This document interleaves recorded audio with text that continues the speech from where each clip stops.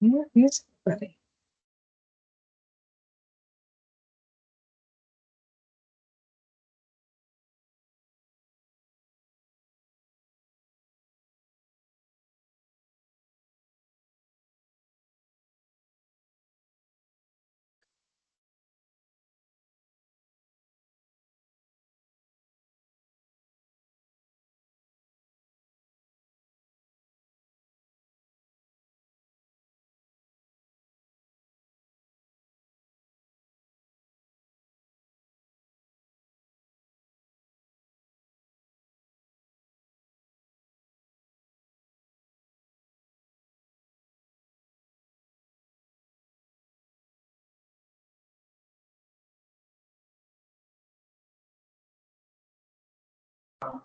And the light is on. I can't see anything. Or not. Okay. So we have, let's see, Ronnie is on. Can you see if Ronnie is on? Yeah, Ronnie's on. Okay, great. Okay, so here comes the agenda. We also have it on the side of the meeting tab. So It's on the side of the meeting tab, but also I can pull it up. I just saw people online too. Okay. So we're just gonna begin. Can everybody hear? Yeah. Ronnie, can you hear us? Ronnie? Is he muted? He's in here. But can you hear us? Ronnie, are you there? Oh, you just left. Crystal, can you hear us? I can hear you guys.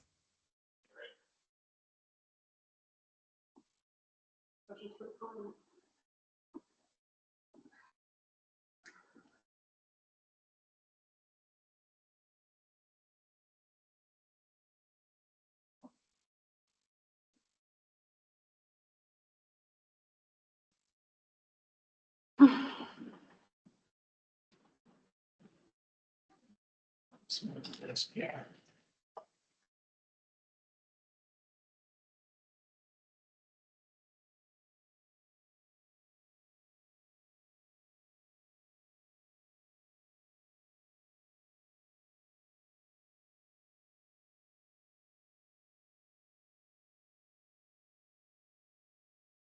So we're just waiting for Ronnie to join again. He had to drop off. He's joining.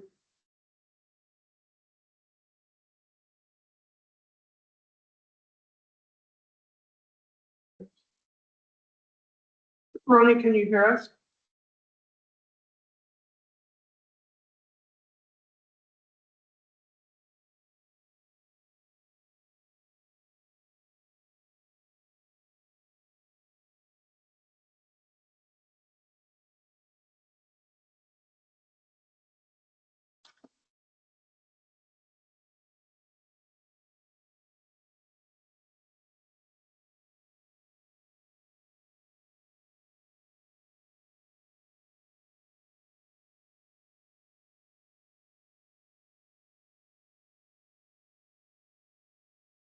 Ronnie?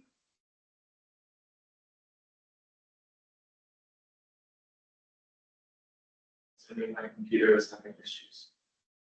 What is it? My computer is having issues. So he can't hear us? I'm gonna restart. I'll be right back. Okay.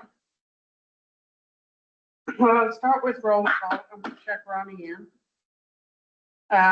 This is the legal committee, for October. In the room here, we have Dominic, Jenny Belton, myself, Margaret. Online, we have Crystal and, Ronnie is joining us online. He just needs to restart his computer. So I'm gonna give Ronnie a couple of minutes, to get back in, and then we will start.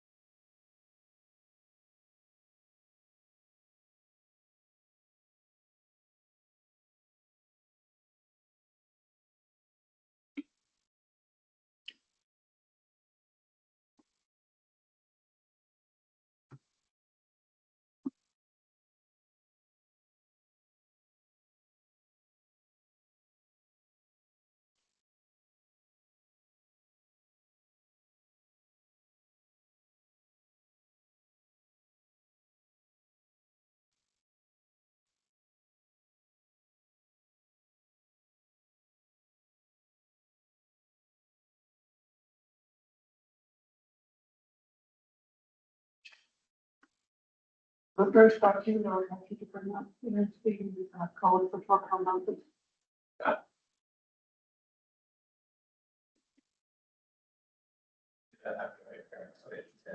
There it is. There you go, Ronnie. Can you hear us, Ronnie? Yes, can you guys hear me? Perfect. Perfect. Sorry about that, guys. Thanks for bearing with me. Roll call, and we said you were here. So the first item I want to talk about is short-term rental. This is an issue that came up at finance, and I sent you the section of code that we're talking about.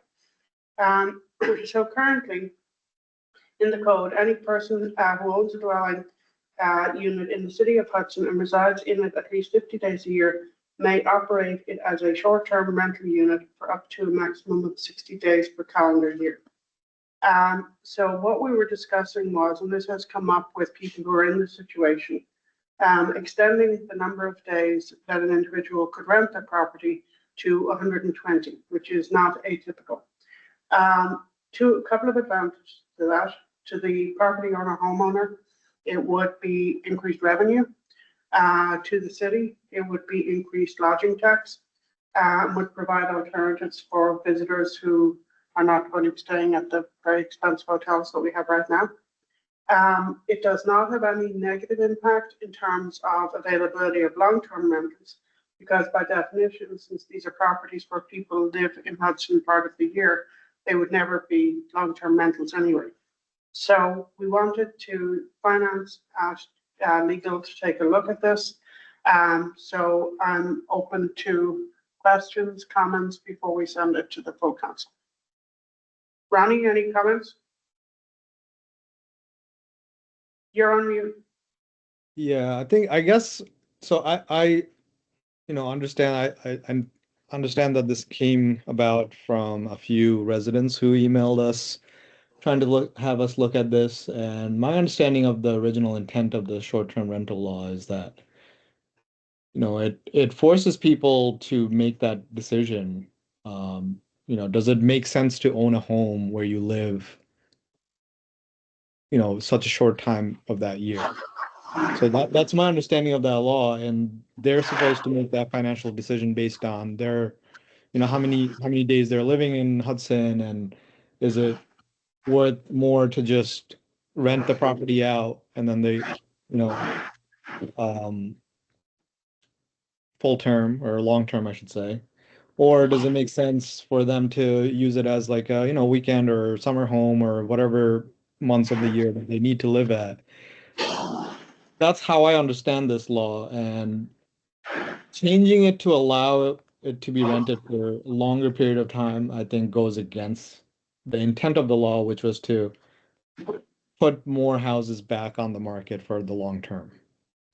If we encourage or incentivize people for, they're able to rent it, 180 days of the year, or 90 days of the year, or whatever, if we increase it from that, it makes it so that it's financially feasible for people to do that. And that's, for a small city like Hudson, where there is such a housing shortage, I don't think is the right move.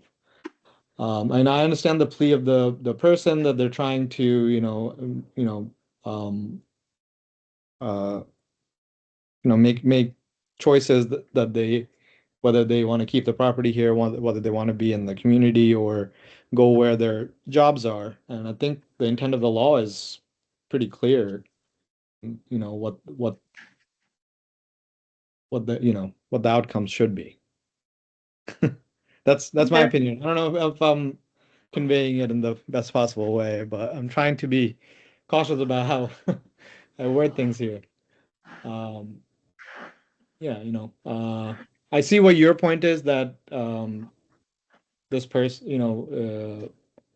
increasing the cap only brings in more revenue for the city, but I don't think the long-term outlook of what the intent of the law would be preserved if we were to increase the allotment of how many days people can rent it.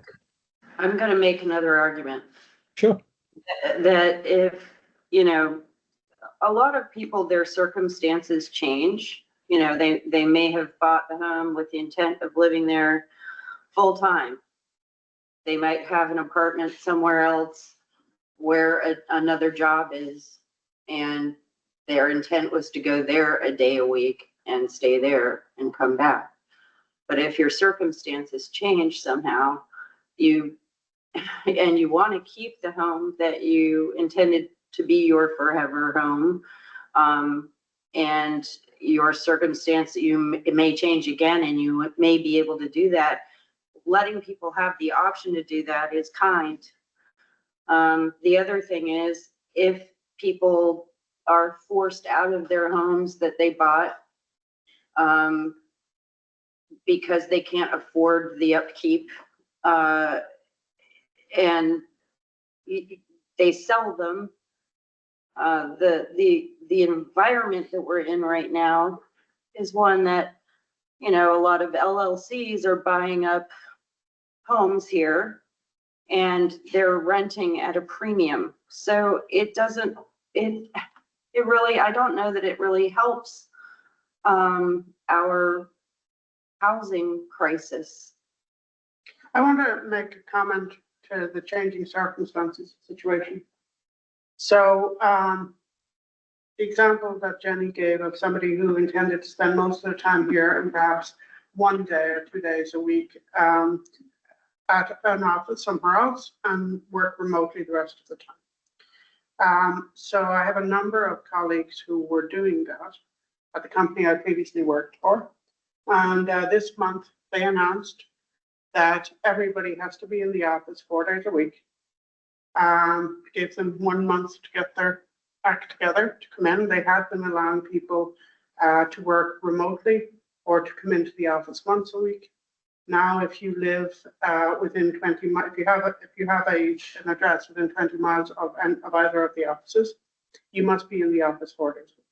So that's a circumstance that changed rather suddenly. And there were people who had moved out of the offices on Long Island. There were people who had moved out because of, particularly during the pandemic and so on, and they really wanted to do more remote work. So that is a very volatile situation right now for a lot of people who are doing remote work and going in once a week. So I think what Jenny is saying makes some sense to me. Dominic, do you have thoughts on this? So we're only talking about an additional 2 months. So we're not talking about a shakeup of 6 months or half a year. We're still under half a year because we're still talking 4 months total, right? Yes. So also in terms of situations change, in terms of some people have summer homes in Florida or campers in Florida that they go down during summer months. I think having the flexibility to be able to rent them and to have the income to help them pay their taxes while they're somewhere else. So, and I don't think we're talking about a lot of property that we're going to be, dealing with in this situation. I think when the change happened, what happened, and I don't think it's going to go backwards. I think this is only going to allow people who are already established here for more than half a year, to be have some. Again, things are going up, right? We got a sidewalk fee that are being taxed up, things are definitely going to be going up. So I think giving them an opportunity of 2 months additional, that's not going to change. I mean, think about it. Even if it's 4 months, there's no long-term rental leases. 6 months is usually the lowest that people rent for a lease. So it's not changing that rental into a long-term rental. So I don't see an issue in increasing it and having flexibility because again, people are going to be committed to doing this for a reason, and it's going to be financial. And I think having them having their own decision to make, I think that gives them an opportunity to be flexible in their own finances. I'd like to make one other point that I've been hearing from businesses around town. And that is that things have changed as far as people coming here for visits, so tourism. The fact that you can't really get a room for under $400 a night, and you have to have a minimum 2-night stay, makes it impossible for a lot of people. I heard one story where a friend was going to visit another friend, and it was going to end up costing them around $1,500 without meals, without anything, to come for a weekend here. And, you know, I know we only have 67 short-term rentals in the city of Hudson. And this has done something to our businesses, the bars, the restaurants, and all of the little shops on Warren. I don't, like you said, Dominic, it's not going to really change that much, except to help the owners of these homes financially, and also help the city with lodging tax, and also maybe hopefully bring some more people, some more visitors. And giving them flexibility, they might not need the full 120. No, They they might might not. need another 30 days. So Yeah. giving them the flexibility to at least have the option to say, we need another week, another month to help us financially. And, We don't need the 120. and you know, it does frighten me that, you know, people would have to sell their home, and right now, there are vipers out there that are buying things up and then, you know, turning them around and renting them for ridiculous amounts of money. So it's not, I don't know that it's going to help the situation as far as long-term rentals is concerned. Ronnie, any further thoughts? You're muted. You're on mute. Ronnie? You need to unmute. Okay. I hear what you guys are saying. I can see it from the point of view of increasing it. So the reason I just threw out numbers is because it wasn't really, there's not a proposal like, are we increasing it by 5 days, 10 days, another month, you know, what is the actual proposal? The proposal is to increase it from 60 days, which they're allowed to do now, to 120 days. The current language in the code allows people to do this for a maximum of 60 days per calendar year. Yeah, This will change. I understand where you guys are coming from to make it feasible for people, you know, making their financial decisions, but from what I understand of the intent of the law and, you know, what the overarching goal was, I see what you're saying, that, you know, we can't prevent an LLC from buying this up, but even if the rent goes up for that, it still incentivizes people to live here longer term. That's my kind of saying. So 120 days is, you know, basically half the year, right? So, It's 4 It's months. less than half a year. 4 months. oh, sorry, yeah, quarter of the year. You're basically doubling the allotment. I don't know. I'm okay with leaving it up to the larger council. My opinion doesn't sway, you know, it going So forward. we're not voting on anything here. Sure. The thing would be to send this to the full council for discussion. I just want to bring it through legal first. I hear what you're saying about trying to encourage people to be here more full-time. Currently, the people who do this are people who are here on weekends, but not every weekend. That the people I've spoken to, that's pretty much who they are. But you know, if, like, for example, you know, if I had been still working with my company on Long Island and they had issued this edict that, oh, sorry, you have to be in the office 4 days a week, I would not be able to do it. Fortunately, I don't work there anymore. So, Yeah. you know, but, you know, I think let's just send it to the full council. We won't make any recommendation from legal. As I say, it came up as a discussion in finance, and the perspective on the finance committee was really looking at the decline that we've seen in lodging tax, and that we didn't see that this would have a negative impact in that these properties are already not available as long-term rentals. So we didn't see a downside to it. But I think we can The send. decline of the lodging taxes more of like a national issue. It's, people are traveling it less is. because of, yeah, so it's not That's like this correct. law is gonna alleviate Well, people, that's not necessarily true, because from what I'm hearing, most of the hotels are booked. And I don't know why this is, but what I'm hearing is that most of the hotels are booked weekends, and there are so few short-term rentals available that, it's not driving people to visit here. So, and I don't think this part of the law has actually done anything to, up the number of long-term rentals available. And, most of this is for whole houses, this section, because I believe, I don't know. Well, people are still gonna be there for 8 months of the year, so that's not a long-term Well, they, rental option. not necessarily. No, I'm saying in their house. No, Well, not necessarily. this, No, I mean options. No, they are required to be in Hudson for a minimum of 50 days of the year. So that's the minimum they must be here in order to be allowed to rent out their house. Right, but how long, but he only can rent it out for They 120 can, days. yes, that's Eight, the right, max. so that's eight the months maximum. of the year, it's not gonna be, It's not gonna be rented. right, and it's still not an option for a long-term rental because they're not renting that. That's right. And I don't know, either, I think this was intended to make people sell their homes. If you're not gonna live here, sell it. is Well, what- some did.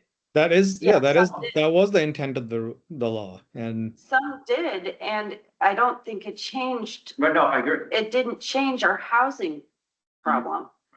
well, our housing problem isn't just like there is not enough. There is a combination of factors where there was a low amount of units It's affordable, and it was too affordability. expensive. So like this might have increased, long-term rentals, but it definitely increased the price of the rentals, which is an issue that has to be alleviated through increase of units, which we can't write a law that increases units. No, we So can't. what we can do is to incentivize people to, use their properties for long term. And this is my opinion. And there's, you guys are three other people on the count, on this legal committee. If you guys are willing to do the work of rewriting this, I'm not gonna stand in your way. I'm just sharing my opinion. That's all. I think we should send it to the full council and then the full council can decide what they want to do about it. And I think, Ronnie, you are correct that the intent of this was to discourage renting out your home. Really for any period of time, to make it a very undesirable thing that would not happen that often and not for very many people. And my point of it is to, like, if we are going to revisit this, I think it requires this to be completely redone. Because if we're just adding, if we're just changing one of the main guidelines or the main guide rails of this law, I think it requires this to be entirely redesigned. And I don't know if that might still come back to us. That is the job of the legal committee. Personally, I would like to see it looked at again.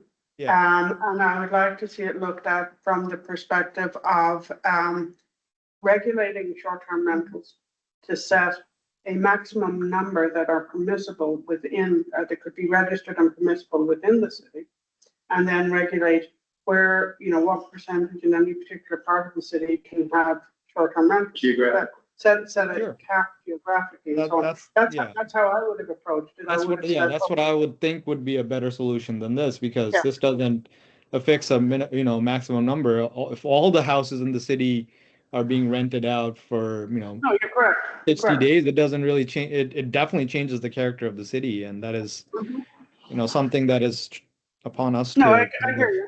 I hear you. Sure.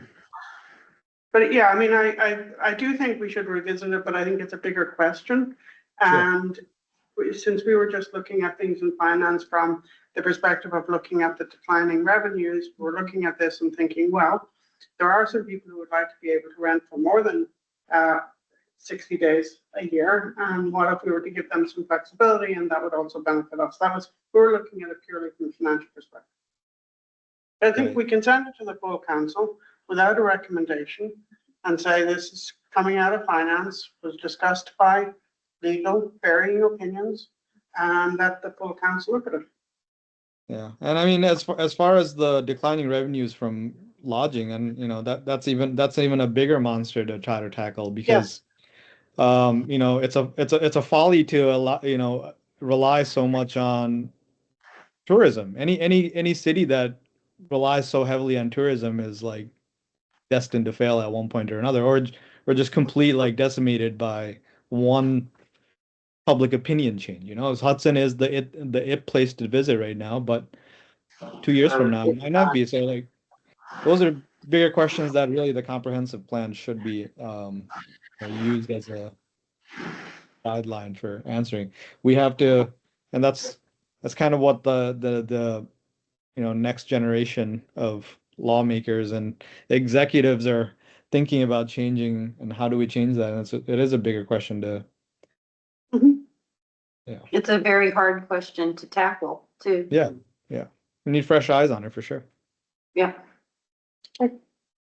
So any other comments on this agenda item? Okay, so now we're going to move on to e-bicycles and scooters. So you got a lot of documents associated with this, but I want to break it down into 3 categories.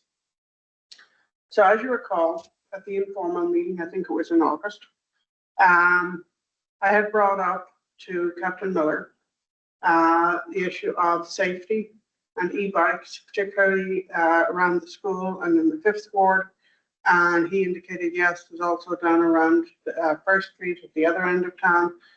This is an issue, I talked to him about it after the meeting. You know, there's something that had been brought up to me, particularly by residents up in the 5th ward, actually. And the very next day, there was a very serious accident down on First Street with an e-bike that ran the stop sign and collided with a pickup truck. And so we started assembling information around this and how to approach it. It's definitely becoming more of an issue. So I think there are 3 things. The 2 things that I've talked mostly to Captain Miller about are enforcement of existing traffic laws, and a safety education campaign that the police department would be willing to work with us on. So the third prong is looking at our current regulations and seeing whether there's something that we can do to change those regulations.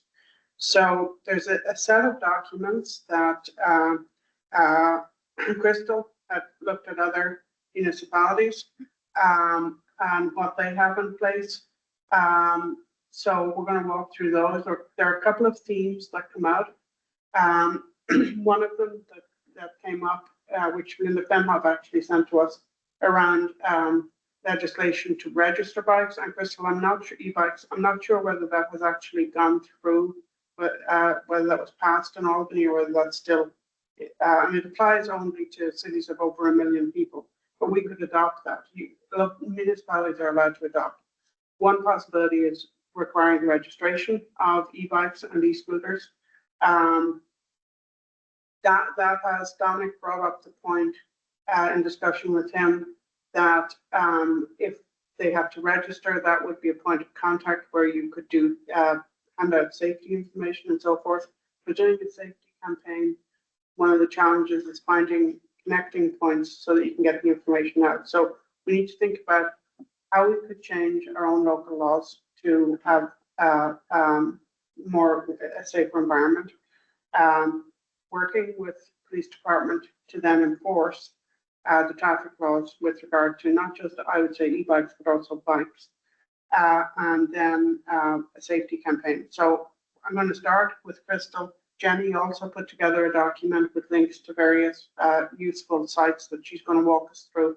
And so this evening is really just beginning to look at what we can do to make this safer. And it's so common to see cyclists of all kinds, whether on e-bikes or not, simply running red lights or not stopping at stop signs. It's a very, very common thing.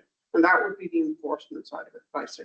So Crystal, do you want to walk us through what oh, Linda is on. Do you want to walk us through what you had put together?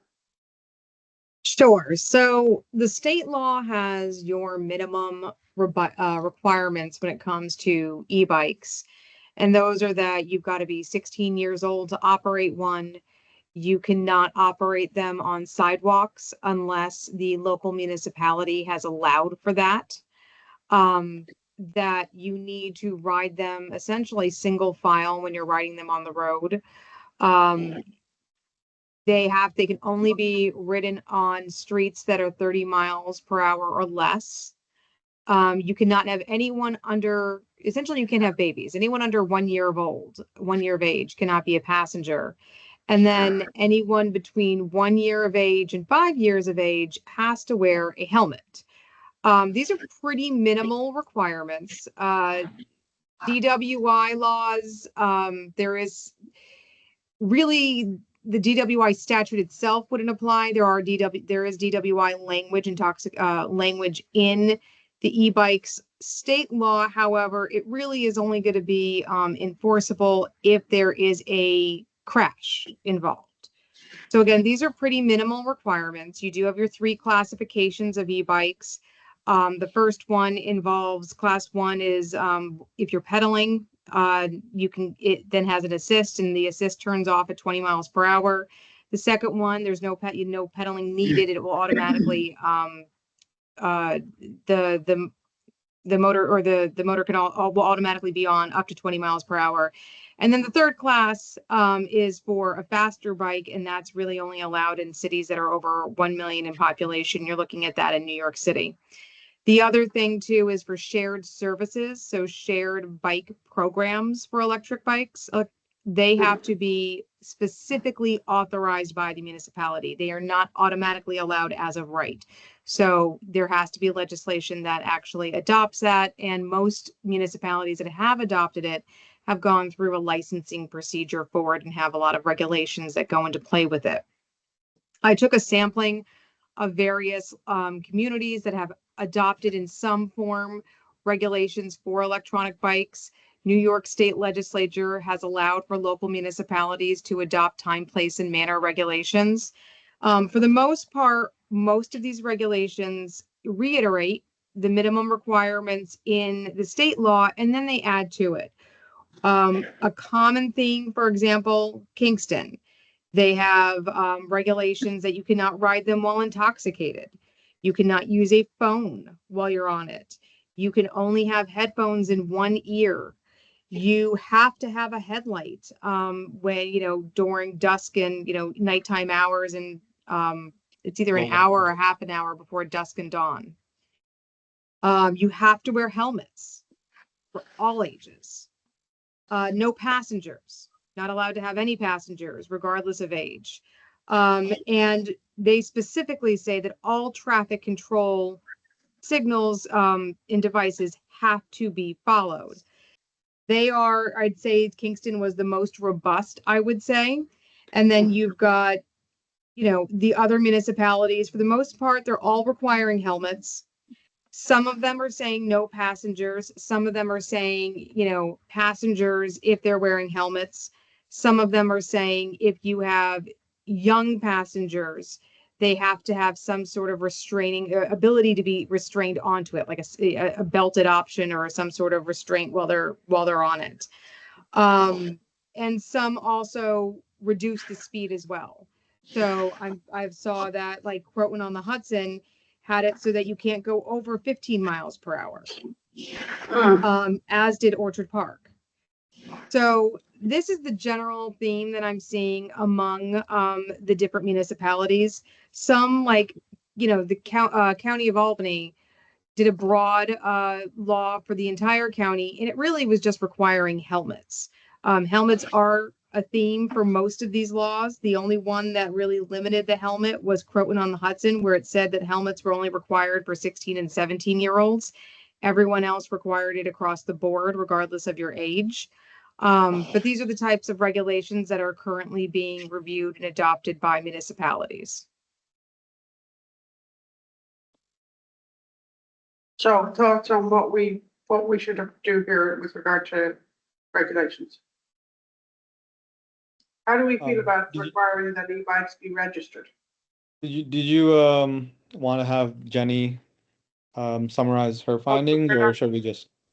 Yes, okay, let's do that. Jenny, you Well- want to go through what you put together? I mean, it's not very different from what Crystal just shared, but I think the reason that I was so intent on doing my own research was that, you know, the biggest point in all of this for me is safety for the rider. If you're going to hit or be hit by something that weighs tons and you are on something that maybe you and the bike weigh 200 pounds totally, you're going to be in big trouble if you don't have a helmet on. And as everyone knows, I do have a friend who died in this way. So I am all for helmets. I think that anyone under the age of 18 years old should be wearing a helmet on a bicycle or an e-bike. And especially with the class 3 e-bikes, I Class 3 think doesn't apply to us, everyone, excuse me? As the law is written, class 3 would not apply to us, as because it's for cities. Million, has to be Sorry? a million people. No, No. no, that, We We can can- make our own law. Okay. the state has passed rules for cities of 1 million and over. However, they have given municipalities the authority to establish their own. Okay, rules. cool. So we can do whatever we like. I think anything that's going 28 miles per hour should be wearing a helmet, and that's for all ages. Sure. As far as all of the other things that Crystal just mentioned, I'm all on board with that. I'm not as excited about having everybody register their bikes. I think that's just going to, somehow that's going to become, Administratively difficult. yeah, administratively difficult. And also somehow it just feels, Overreach, Like a- kind of. yeah, So in the past, I used to have registration for bikes, right? And that was for 2 reasons, right? That was for the, to get information out. And also to register the bike, so if the bike is stolen, it can be, because they pick up all these bikes and it could be easily identified and returned to the individual. okay, do we still do that? No, I don't know. No, No, why did we stop doing that? well, the Department of Youth used to do it, so I don't know Okay. why. Well, I can tell you, my main way of transportation in the city of Dublin was by bike, and all of our bikes were registered. Oh. And there were no e-bikes. I never Everybody- never heard of that Yeah. until just recently. Oh, I always and- rode my bike everywhere in New And York. the other thing, Crystal, that you mentioned about headlights and reflectors. Yeah. I believe that's actually required for bikes as well, regular bikes. Yes, And, you know, the thing that I am most interested in seeing, we have some things on the books right now, but what really concerns me is lack of enforcement. Because we have people just not stopping at red lights. There was a cyclist just 2 days ago on a normal bike with a toddler, in one of the carriers behind the bike, who came to a red light at 23B, just heading towards Green Street at Fairview, at Stewart's, and just looked each way, went straight through a red light, with a toddler on the back. So to me, this is a problem. I had a scooter, I was stepping off the sidewalk 2 days ago, crossing Warren Street, electric scooter. I stopped, fortunately, zipped right past me through the red light, didn't even look at me. And so I think if the police, and they are willing to do like a stepped up enforcement for some period of time, I think there are so many things right now where they are not abiding by basic, even normal regular cyclists, they are not abiding by basic rules of the road. When are they educated about this? Well, that's the third prong that I'm saying we need a campaign of education. At the youth department, the library, at the schools. well, the police department does the, the car safety thing, so they can do, the Do a bike one, there's No, we also need to the have a bike. car safety, they do the car safety, Yeah. so they can do something like that and Yeah. incorporate the bike. But one thing too, just note that on this law, if anything, the minimum we do is on section 78, we need to remove individual and crips off this. Oh, yeah, that was interesting. It's in 1970s. That slapped me right in the face. So, Lord have Yes. mercy. 1975. Yeah. So, yeah, at least those words. Those can come right out. So with regard to Crystal, one of the things you highlighted was they cannot operate on any street that is higher than 30 miles an hour. The entire city of Hudson at this point is 25 miles an hour. Right. So that's not something we need to think about or address. And a So- class 3 bike goes Goes up- 28 goes miles almost per 28 hour. miles per hour. So they can actually break the speed limit. Yes. So, what are some of the elements? Let's try and recap on what elements we would like to see in a local law that are not currently there. I think we basically just adopt almost all of the tenets from the Kingston? Kingston law. Yeah, Kingston law pretty much covers everything, requirement for essentially, my thinking around this is to define e-bike as a motor vehicle. Yes, That way that the police have a way to enforce the existing laws, right? It is a motor vehicle, and essentially, obviously, not everything pertaining to a motor vehicle will pertain to the e-bike, but the traffic laws essentially should apply. And I think that's what the gray area is. If I remember, there was some communication that they're having issues enforcing it because there's a gray area of where e-bikes live. So if we define and kind of put it into the fold of a motor vehicle, I think a lot of these issues will be enforceable at the very least. I don't know if it will be completely eliminated, but they can only anything with an electric. I mean, all bikes have to technically, by law, have to operate on the road. They're not allowed to be That's on correct. sidewalk as it is. We just have to include e-bikes, and they have to follow the rules. I Yes. think it's perfectly reasonable that we also include the passengers, especially for e-bikes, where they have to have some sort of a car seat. They can't just be, riding on the back or, on the handlebars like we used to do as kids, right? Because e-bikes are more dangerous. or the crossbars. Huh? You remember the crossbars? Oh, yeah. What about, so I think- I think actually, given the speed that these can go at, I think it was in Kingston, Crystal, or one of the ones you cited, didn't allow any passengers. I'd be inclined to say that e-bikes shouldn't allow any passengers. That was Kingston, yes. Yeah. But in terms of the rules of the road, they apply to all bikes. They don't just apply. Yeah, exactly. And when Captain Miller was indicating that the bike patrol team at HPD would be willing, and they know exactly what to do in terms of training and education on bike safety.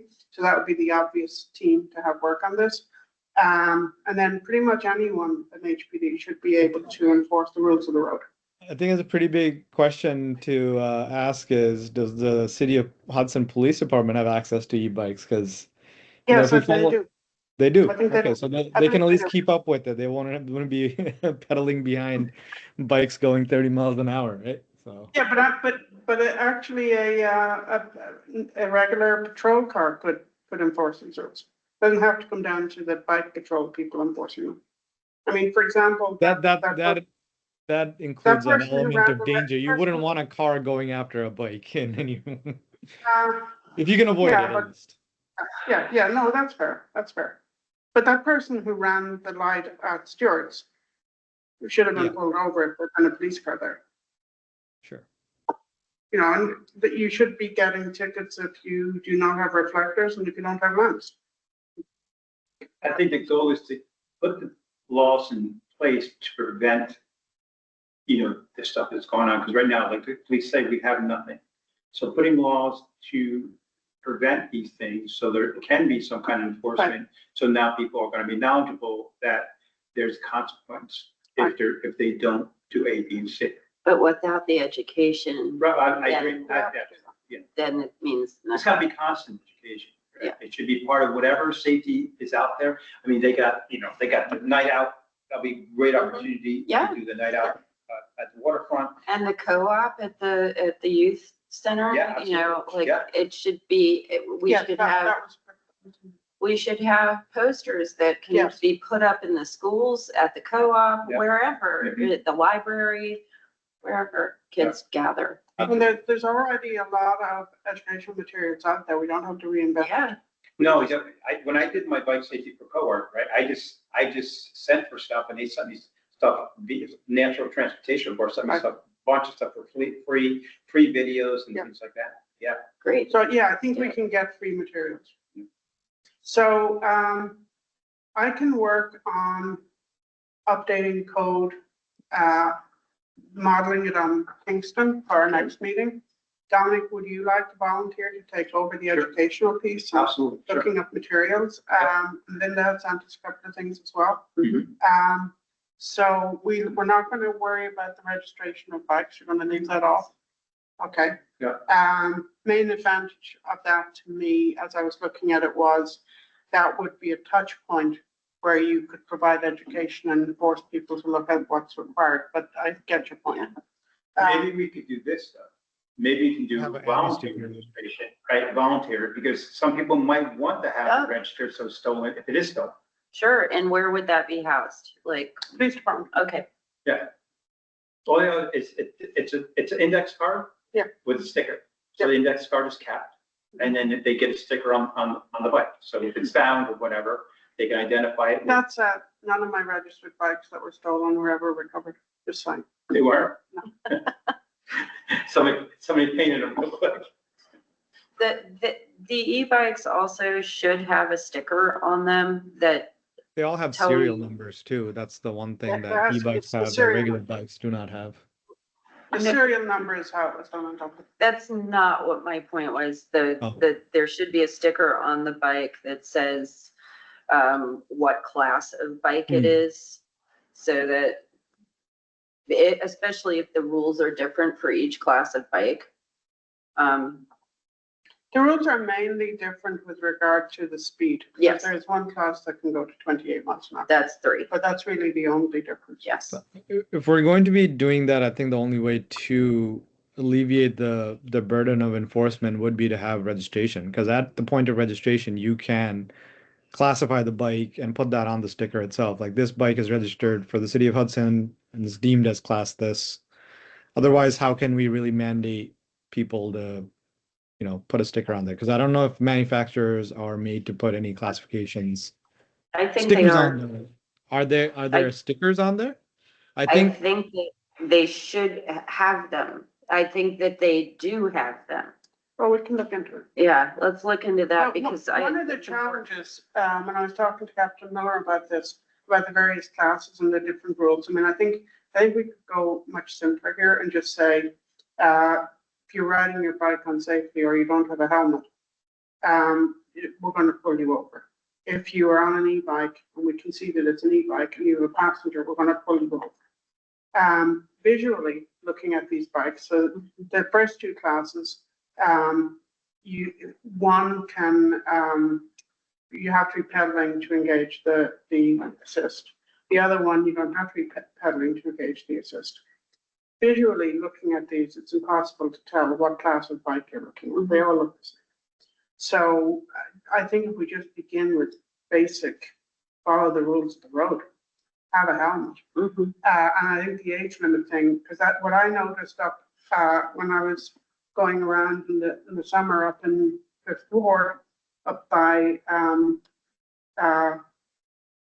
Oakdale, and the boulevards and so on, I saw a lot of young kids on e-bikes. They were definitely not 16. And, that was something that a number of residents up there, near the high school, River Ledge and that kind of thing, people in that area were talking to me about that because they see these kids and they're really concerned that there's going to be a serious accident. Yeah, they're riding right down the middle of the road. Oh, yeah. So what you're saying 16 for the age? I think, what was the age that you have was it 16, Crystal? 16. I think it was It 16. was, yes, it is 16. Nobody under 16. What about scooters? Yeah, scooters, we also have to address scooters because they're, yeah, they're not good. And they're not regulated. We have nothing in our code, Crystal, about scooters, to my knowledge. No, no. But that's a relatively new thing. Yeah, and sometimes they're even harder to control with the scooters, you know, because So are we gonna say that no one under 16 can ride a scooter? An electric scooter, yeah. What do you think of that question? I think that if you do, I think they need more safety, helmets, they need pads. I think that if we, you know, we incorporate that they need, if they're younger on a scooter, right? Because they have the Razor scooters, whatever, Yeah. they need the pads, they need the helmets that they're gonna ride. I don't think you should have young people on scooters. Hmm? I don't think you should have young. There people are on so many kids that already have them. I mean, it's gotten out of control, like. Right. Yeah, I agree, yeah. All of the kids have them. Yeah. And they're, 11 to 16. After that. I they're saw a not lot gonna of wanna that as well. I don't want a scooter, I want a bike, that's the age group that are riding the scooters. So that's, Well, and I think why- trying to take them away at this do you point. want to take a look at what is out there for scooters? Yeah, I'll do that. So you look at scooters, Okay. Dominic will look at, educational stuff. Mhm. I'll look at Kingston and try to bring that up to speed for us for the bikes. And then we can, I think next time we talk, we need to have the police department with us to go Yeah. through what we're doing. Yeah. They are on board with, doing enforcement. And also helping with doing education because they have the folks who would be the right people to do that. So yeah. So that's all I have. Coming up on 7, I think 6:55. Do we have a motion to adjourn? I'll make the motion. Do we have a second? Yes. Anything else? Okay, motion to adjourn. Thank you all very much. Ronnie. Have a good night. Bye. Bye, everybody.